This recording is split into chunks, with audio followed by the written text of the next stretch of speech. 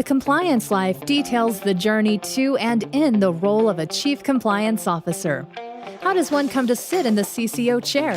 What are some of the skills a CCO needs to successfully navigate the compliance waters in any company?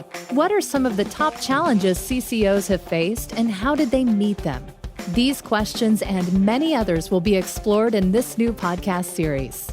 The Compliance Life is hosted by Tom Fox, and each month he'll present the story of one CCO through 4 episodes. The Compliance Life is a production of the Compliance Podcast Network. Ryan Rabalais has over 2 decades of legal and compliance experience in the oil and gas sector, including being a vice president and chief compliance officer for 2 different public companies with global operations. He has a history of providing practical solutions to the business and managing overall corporate and regulatory compliance programs. His compliance experience includes a focus on anti-bribery, anti-corruption compliance, sanctions, trade control, U.S. anti-boycott, reporting to senior management and the boards of directors. In this 4-part series, we look at, in episode 1, Ryan's career path. Was it a roadmap or was he simply along for the ride? Episode 2, the problem of transparency and the black box for compliance. Episode 3, the skill sets needed for the CCO chair.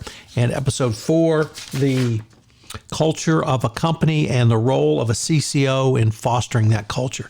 It's a fascinating exploration of a person who's been in compliance literally since the start of this century, and I know you will find it fascinating, interesting, and very enjoyable. Thanks for joining me, and I hope you'll stay with us for the entire 4-part podcast series. The Compliance Life is a production of the Compliance Podcast Network.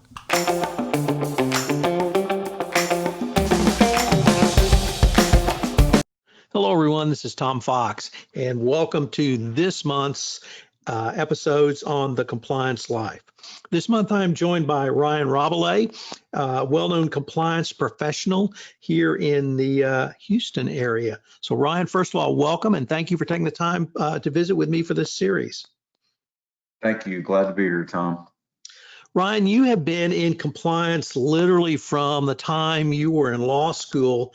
You're one of the few people I know who really started in compliance that early in his career back in January of 2003. So I was wondering kind of what intrigued you about going into compliance that early in your career, and kind of what set you on the path that you've been on since then. Sure. Well, what intrigued me about it, and put yourself back in my position there. I spent 4 years in the military before I started my college career, so I was a little older than my fellow law students, but only about 4 years. So I was in my mid-20s, and what intrigued me was the possibility of travel, to be frank about it. That I had always had a personal interest in travel and done a decent amount of it before then. And so that was one thing. And then also my family, most people in my family have worked in the oil field on and off. I grew up in Houston for the most part, lived a little bit overseas because my dad was in the oil field as well. But so what intrigued me was the potential travel, and then at that time the oil field was well in the sights of the DOJ, et cetera, for FCPA things are starting to be for sure. And I remember the career counselor at law school said, hey, why don't you go talk to Baker Hughes? They're looking for a Spanish speaking law student, really. And I was not a native speaker of Spanish, but I'd always had an interest in studying it. So that led to me being at, going out to Baker Hughes's office and interviewing for it in Spanish, by the way, which they didn't tell me about beforehand, which thank God they didn't. I probably would have been too scared. Anyway, they gave me that role, and they said, hey, it's FCPA due diligence specialist. You know about the FCPA, right? And I had no idea what they were talking about. But I quickly learned. And so that, in that sense, I lucked into it.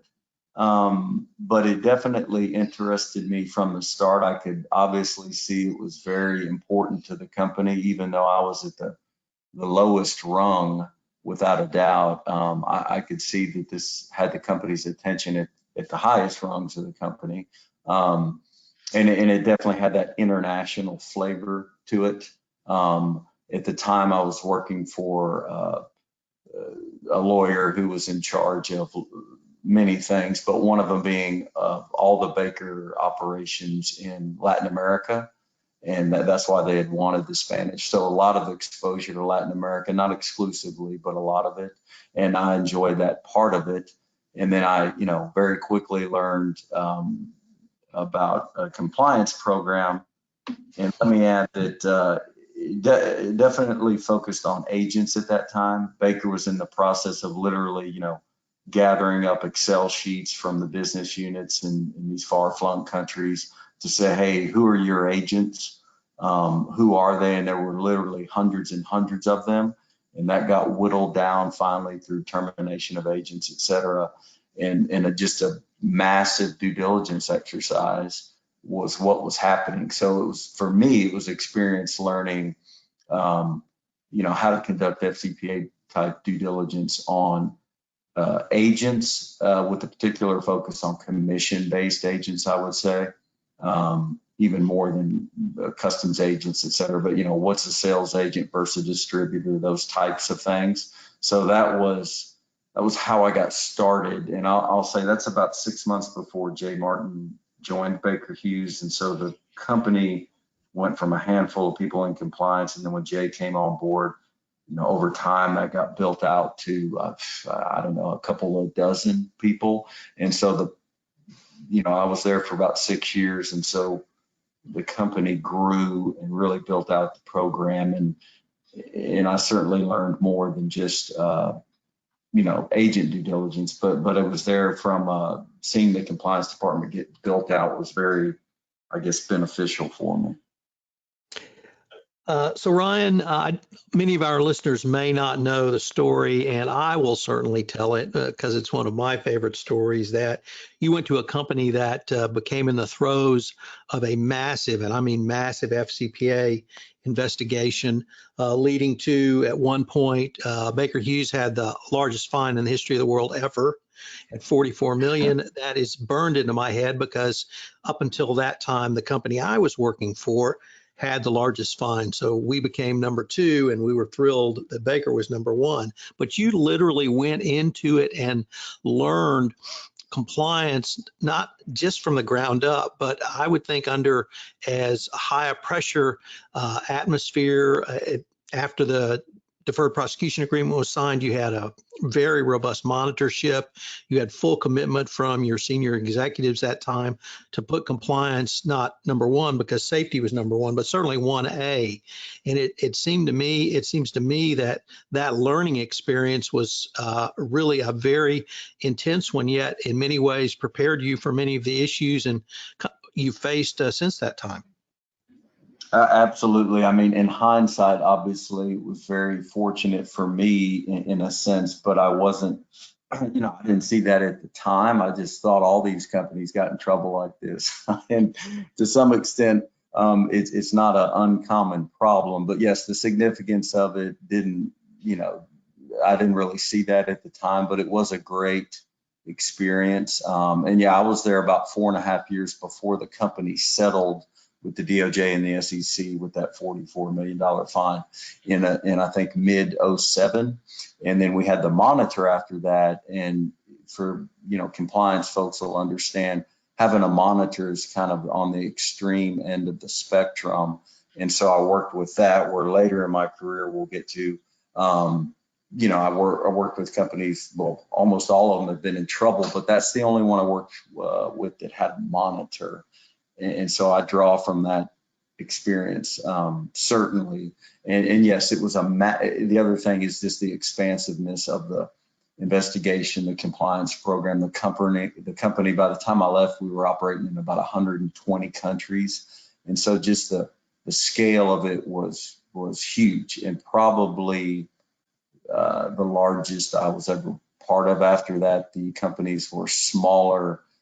Some of them certainly not in dollars, but frankly in FCPA exposure, they were more focus, certainly country-wise, and that always brings it down. So the scale of the Baker Hughes experience was, again, just massive. And I will say about 2 years of that I spent in Venezuela, which which is helpful on the resume, helpful for just personal experience, building things up. And then as we talk through this to anybody listening on the front end of their career, I mean, I do think it's important to be in the corporate office or very close to it during times like that. That's one perspective to learn from, but then getting out in the regions,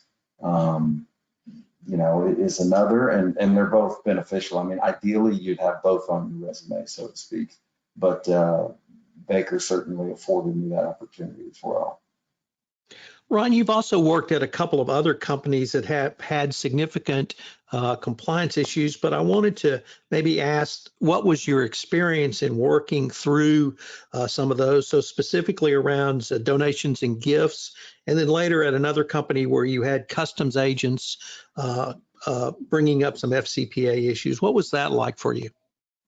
Yeah, so after Baker, I went to BHP, and they literally had no compliance departments, which was shocking to me in 2008, coming from Baker Hughes. In hindsight, I do understand where they were. I always say is, where are these companies at in the cycle of the FCPA cycle of getting in trouble? And well, BHP was just way on the front end of it, and it's not a U.S. company either. So they're just coming at it from a different angle. And what got them in trouble, because quickly within the first year I was there, the SEC started investigating them for, projects in Asia, but it stemmed around some maybe improper donations made to what they thought was a charity. And so the focus started heavy on the charitable donation process, which BHP did to the tune of hundreds of millions of dollars a year. And that was something I hadn't had that much experience with, as opposed to say agents or other aspects. And so that program got built from the ground up and in a very different way.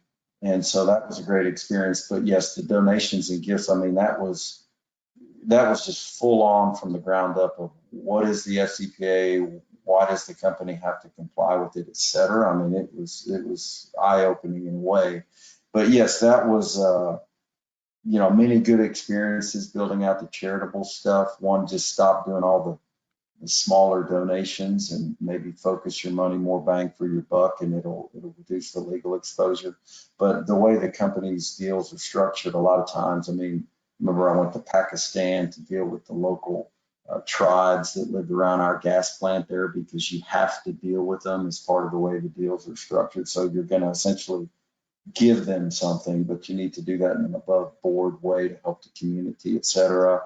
Or in Colombia, we went and negotiated with the Colombian military to give them things in an above board way so they could provide us military protection. And things like that the larger companies with significant footprints in the countries they go into have to do. But it was a great learning experience again.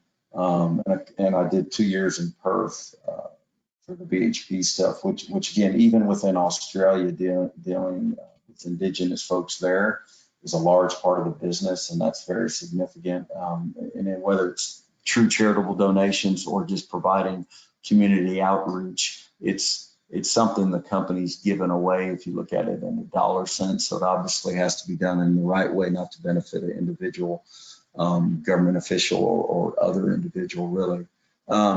So that was good. And then beyond the BHP experience was, Noble Drilling I went to, which had just settled in relation to the Panalpina case for having their customs agent in Nigeria pay bribes. They had just, they were 1 year into a 3-year deferred prosecution agreement for FCPA violations. And so it was heavy focus on customs agents anywhere, getting the rigs into some country and getting them out, which is the core of logistics for these rig companies. That's the heart of the business. And so a lot of focus on that. somewhat on the commission-based agents, but charitable donations, for example, drilling companies, frankly, just don't do a lot of it. Certainly not to the tune of hundreds of millions of dollars. So, again, just a different focus, which is good for me, was good for me. It was also first time I ever went in front of the DOJ was at Noble Drilling. A lot of exposure to high up executives, I would say, too, as well. And so that was a different experience. And I will say that was the two-man compliance department at Noble Drilling. And, that's a vast difference than, say, a Baker Hughes approach, but we still got the job done. So again, a great experience on many different fronts. Ron, unfortunately, we are near the end of our time, but I hope our listeners will join us for our next episode where we take up the topic of transparency and the black box perception. I look forward to continuing the conversation.